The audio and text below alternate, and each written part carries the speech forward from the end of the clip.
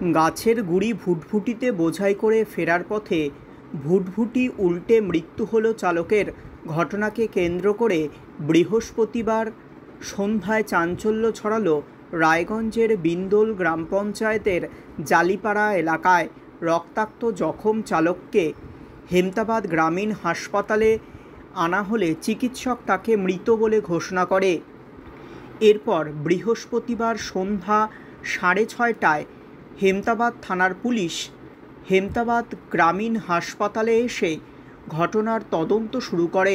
Police জানিয়েছে, মৃত ভুটভুটি চালকের নাম আশিক আলী। তার বাড়ি রায়গঞ্জের নলপুকুর এলাকায়।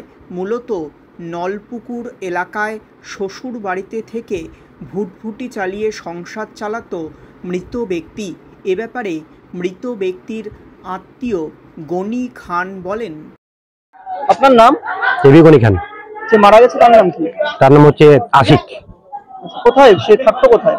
ওটা আমরা নলপুর গ্রামে থাকতো। আমাদের হ্যাঁ, শ্বশুর বাড়ি থাকতো। কি করতো?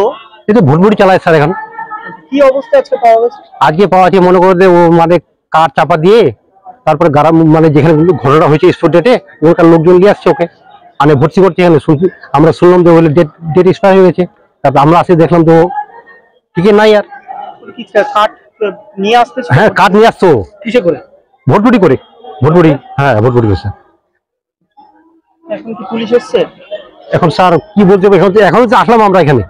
এখন পুলিশ দেখছে, মনে পুলিশ তো আসছে এখানে, অনেকে পুলিশ আছে এখন। এখানকার পুলিশ আছে, হেমতাবাদের পুলিশ আছে এখানে। ওর বাড়িতে ওর বউ আছে এখানে। ওর দুটা মেয়ে আছে। একটা তো মনে করো যে 3-4 বছর হবে, একটা কোলে আছে। হ্যাঁ, দুটা বাচ্চা মেয়ে স্যার, দুটাই মেয়ে।